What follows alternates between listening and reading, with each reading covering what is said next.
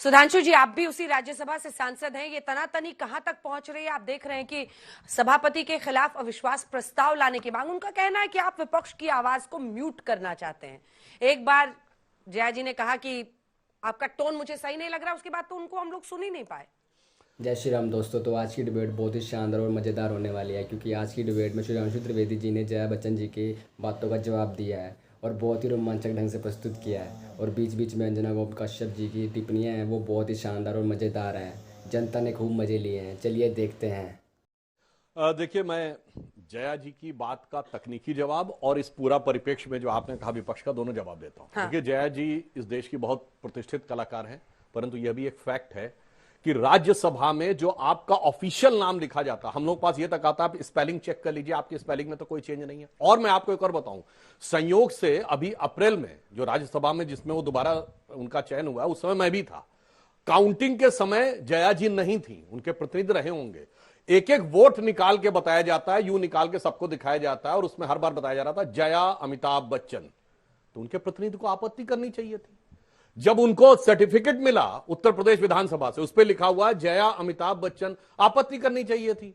तो आपने जब और फिर जब शपथ ली, फिर नोटिफिकेशन, गजट नोटिफिकेशन होता है राज्यसभा का, उस पर लिखा जया अमिताभ बच्चन, तो अब आपत्ति, इसका मतलब किसी दूसरे कारण से है। और दूसरा मैं कह रहा हूं, ये जो कहने का प्रयास किया जाता साहब पति का नाम है, पहला तो उनका लिखा है, ये भारत में परिवार के बीच में झगड़ा करवाने का चक्कर है, वरना कोई नहीं कहता नरेंद्र दामोदर दास मोदी में पिता का नाम है तो प्रॉब्लम है, मोहनदास करमचंद गांधी में पिता का नाम है तो प्रॉब्लम है, भीमराव रामजी अंबेडकर में पिता का नाम है तो प्रॉब्लम है, नितिन जयराम गडकरी में पिता का नाम है तो प्रॉब्लम है। क्योंकि यहां इसलिए नहीं बोला, उसमें जेंडर का टकराव नहीं है, क्योंकि कोई किसी का पिता है तो कोई किसी का पुत्र भी होगा, मगर यहां पे लड़ाई करवानी है इसलिए होता। अब दूसरा तथ्य जो उन्होंने तकनीकी दृष्टि से गलत बोला, उन्होंने कहा उपराष्ट्रपति से, सभापति से, आप हमारे कुलीग हैं।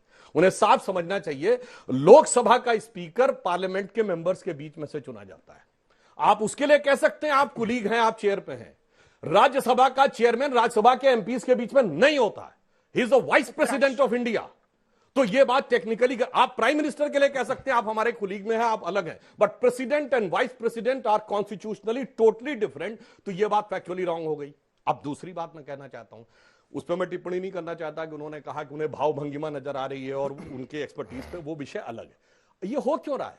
आपने देखा कल टीएमसी के जो लीडर हैं, मतलब leader of the parliamentary party Derek O'Brien ने जिस टोन एंड टेनर में उपराष्ट्रपति से बात की, हाथ पटक पटक के, उपराष्ट्रपति को बहुत बुरा लगा और कुछ समय के लिए वो छोड़ के चले गए। उससे पहले आपने देखा मल्लिकार्जुन खड़गे जी ने बिना किसी विषय के, बिना किसी कारण से घनश्याम तिवारी जी माफी मांगे और ये और वो, उससे पहले आप लोकसभा में देख चुके हैं। तो फैक्ट क्या है, इस समय विपक्ष के अंदर क्या हो गया है, जब से थोड़ा सीट बढ़ गई है ना, तो गर्मी इतनी ज्यादा आ गई है कि उनको ये दिखाना है, सारी पार्टियों को एक दूसरे से ज्यादा होड़ लगी है कि कौन बीजेपी खिलाफत ज्यादा करता नजर आए। तो खड़गे जी खड़े होंगे तो डेरेक ओब्रायन कहेंगे मैंने उससे ज्यादा करके दिखा दिया, तो समाजवादी पार्टी कहेगी हमने ज्यादा करके दिखा दिया। तो एक लाइन में कहूं, ये संसद में सारा बवाल इसलिए हो रहा है कि विपक्ष का स्लोगन ये हो गया है कि कोई सूरत बदले, ये मेरा मकसद नहीं है। मेरा मकसद है कि हर कदम पे हंगामा होना चाहिए और मेरा हंगामा मेरे इंडी गठबंधन के साथी से ज्यादा होना चाहिए। ठीक है, चूंकि आपके समर्थन से जया बच्चन जी वहां पर ऐसे प्रश्न करके इनके बाद उसके बाद आपके पास आऊंगी। देखिए, लड़ाई की शुरुआती जो डायरेक्ट कॉन्फ्रंटेशन शुरू हुआ, उस वक्त हरिवंश जी थे इस सीट पर, और ये उन्होंने affidavit to be filed by candidate along with nomination paper before the returning officer, इसमें उन्होंने खुद अपना नाम डाला है, आई बच्चन जया अमिताभ। अब इसको हथियार बनाना कि चेयर पे जो व्यक्ति है वो मुझे टारगेट करने के लिए कह रहा है, क्या ये गलत नहीं है? दूसरा, उपराष्ट्रपति राज्यसभा में सभापति होते हैं, तो वो कोलीग नहीं हो सकते एक सांसद के। तीसरा प्रश्न, क्या ये टकराव की स्थिति जो बन रही है, मैं ये कहने वाली कोई नहीं हूं कि एकदम फेयर तरीके से आप सीट पर जो भी बैठ रहा है वो बातों को सुन रहा है, लेकिन क्या बात थोड़ी हद से ज्यादा बिगड़ गई है जिस तरह से टारगेट किया जा रहा है सीट को, चेयर को? अंजना जी, दिक्कत क्या है? दिक्कत इसलिए है कि भारतीय जनता पार्टी को 10 साल से तानाशाही चलाने की आदत थी, और तानाशाही किस प्रकार चल रही थी आपने देखा था। 150 सांसदों को एक साथ निलंबन करके एक मुस्लिम अल्पसंख्यक समाज के सांसद को किस प्रकार के अमर्यादित भाषा इसी 10 साल के आदरणीय मोदी जी के कार्यकाल में हुआ है।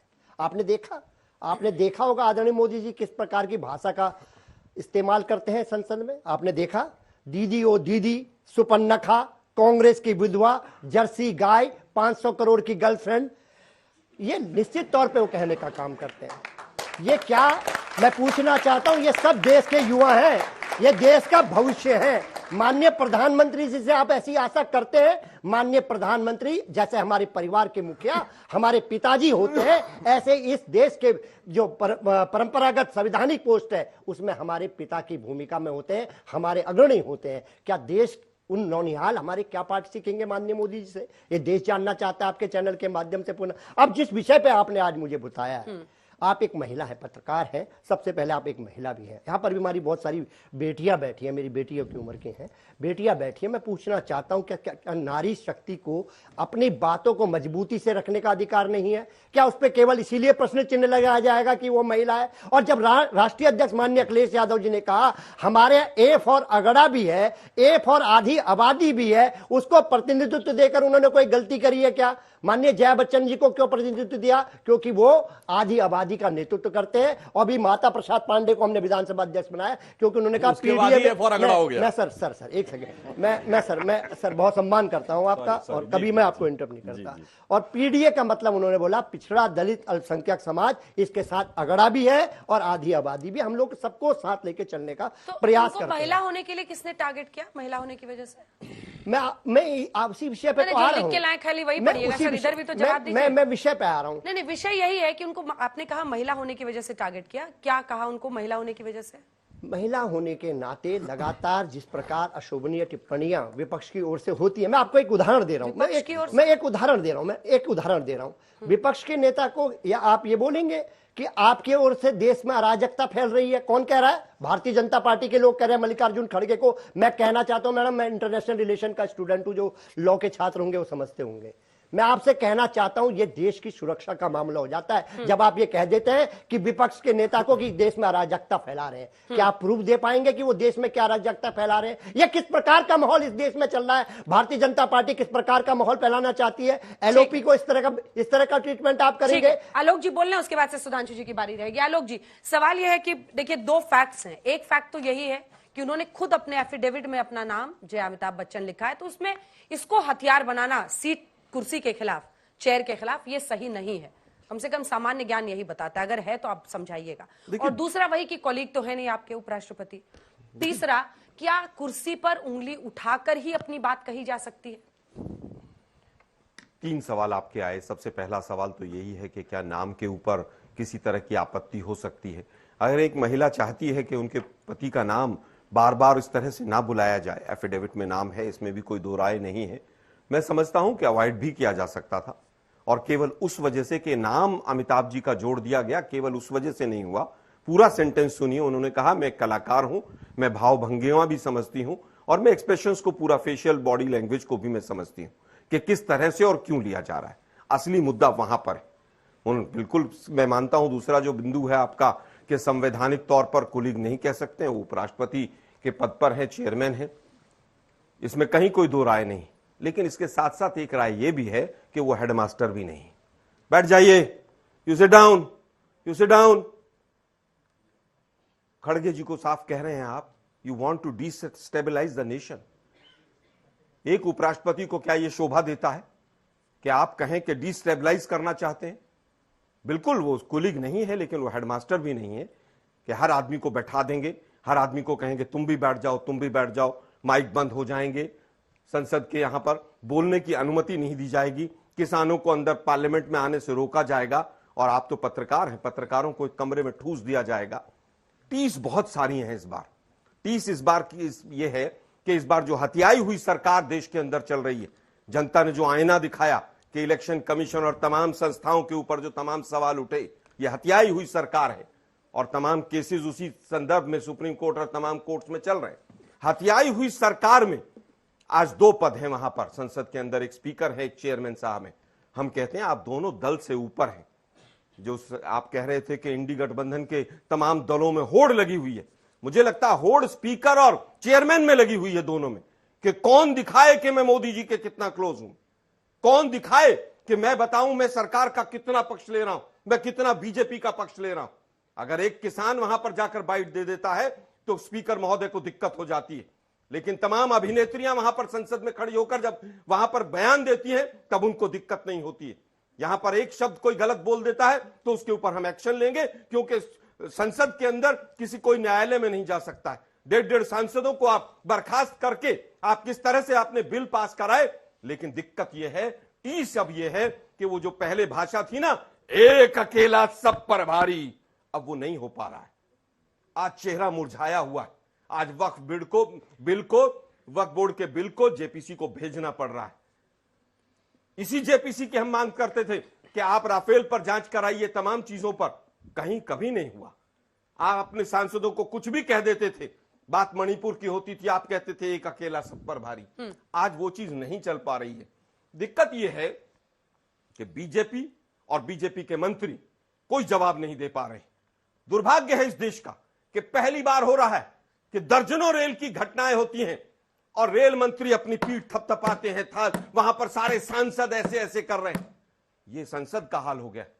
एनएचएआई मिनिस्टर से पूछा जाता है कि नेशनल हाईवे के मापदंड क्या है, किस हाईवे को आप नेशनल हाईवे कहते हैं, तो वो यहां से वहां से वहां भागते हैं। आज इनको जवाब नहीं सूझ रहे। 1200 करोड़ रुपए की संसद में 100 रुपए की बाल्टी लगाकर संसद की इज्जत को बचाना पड़ रहा है। आज भ्रष्टाचार गली गली मोहल्ले मोहल्ले बहता हुआ दिखाई दे रहा है। आज जवाब नहीं दिया जा रहा है। पुल गिर रहे हैं, रेल एक्सीडेंट हो रहे हैं, और तमाम जो आप लिंक देखेंगे, या तो वो कंपनियां जिन लोगों की हैं वो भाजपा से लिंक है, या वो गुजरात की कंपनियां हैं, या वो कहीं ना कहीं आरएसएस बैकिंग की कंपनियां हैं, या वो कंपनियां हैं जिन्होंने इलेक्टोरल बॉन्ड में बीजेपी के यहां पर पूरा धन दिया है, जिनके ईडी सीबीआई के नोटिस वापस लिए गए। इसलिए संसद में तमाम बहाने बनाकर संसद को परेशान किया जा रहा है। नीट के एग्जाम पर मैं अंतिम बात कहना चाहूंगा। नीट के एग्जाम पर क्या हुआ है? नीट के एग्जाम पर देश का एचआरडी मिनिस्टर संसद के अंदर खड़ा होकर झूठ बोलता है और तमाम झूठों को बचाया जाता है। करोड़ों बच्चे उससे प्रभावित हुए, लेकिन सरकार ने नीट के एग्जाम में एक व्यक्ति जो आरएसएस से जुड़ा हुआ है, बीजेपी से जुड़ा हुआ है, उस चेयरमैन को नहीं हटाया। आज सवाल पूछे जा रहे हैं। आज देश भी सवाल पूछ रहा है, संसद भी सवाल पूछ रहा है। इसीलिए अग्निवीर पर झूठ बोला जा रहा है, इसीलिए माइक बंद किए जा रहे हैं। रोजगार के ऊपर जब बात होती है तो 4 तरह के झूठे आंकड़े आते हैं। यही कारण है कि बजट के ऊपर इससे पहले सवाल नहीं पूछा जाता था।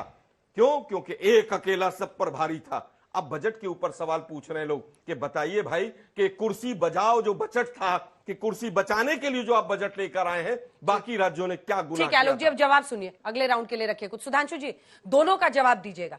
वो कह रहे हैं कि जो असल मुद्दे देश के हैं उसका जवाब देने से बचने के लिए कभी स्पीकर साहब आहत हो जाते हैं, कभी सभापति आहत हो जाते हैं, और असल सवाल आप लोग पूछने ही नहीं देना चाहते हैं। देखिए, 99 के खुमार में डूबी ये तहरीर, और इन दोनों का मैं पॉइंट बाय पॉइंट जवाब देता हूं। इन्होंने बात शुरू की कि मोदी जी ने ये बोला वो बोला। जितने इन्होंने वक्तव्य दिए उसमें मोदी जी ने किसी का नाम नहीं लिया।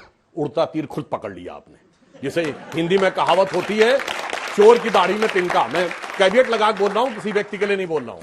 मगर जो आपने बयान दिए, मोदी तेरी कब्र खुदेगी, नो इफ एंड बट, मर जा Modi, know if and but, Modi की मौत, नो इफ एंड बट। और सबसे बड़ी बात, जिन्होंने कहा था मोदी जी की बोटी बोटी काट डालूंगा, वो क्या थे? इनकी पार्टी में थे इमरान मसूद। अगले दिन राहुल गांधी गए प्रचार करने, 2014 में जाकर देख लीजिएगा। उनकी पार्टी के कैंडिडेट तब गए और सम्मान पूर्वक लाकर अपनी पार्टी में सांसद में ले आए।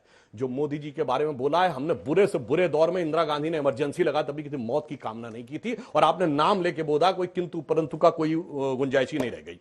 अब रही बात इनकी, इन्होंने पीडीए में कहा ए में अगड़ा भी है, तो समझ गए जब से पांडे जी आ गए हैं, पांडे जी आ गए हैं तो अगड़ा तो बोलना ही पड़ेगा। इसलिए कहते हैं वक्त के साथ बाएं दाएं जो बदलते हैं उनके नीतियों में स्थिरता नहीं रहती है। अब तीसरी बात उन्होंने कहा अराजकता की बात, तो मैं कहना चाहता हूं सलमान खुर्शीद का बयान क्या है कि बांग्लादेश जैसी स्थितियां आना चाहती हैं। छोटे मोटे नेता हैं क्या आपके? विदेश मंत्री रहे। मणिशंकर अय्यर बाकायदा बोल रहे हैं, और तो और जाके चेक करिए, सीए आंदोलन के समय दिसंबर 2019 में सोनिया गांधी जी ने कहा कि एक ऐसा वक्त आता है कि बाहर निकलो और आर पार की लड़ाई लड़ो। याद करिए, हर्ष मंदर ने कहा था कि हमें कोर्ट पर भी भरोसा नहीं है, सड़कों पर आकर लड़ाई लड़नी पड़ेगी, और राहुल गांधी ने भी बोला था। वहां से लेके और आज जो सलमान खुर्शीद और मणिशंकर अय्यर बोल रहे हैं, ये अराजकता फैलाने का, और अराजकता का मैं एक और उदाहरण बताता हूं।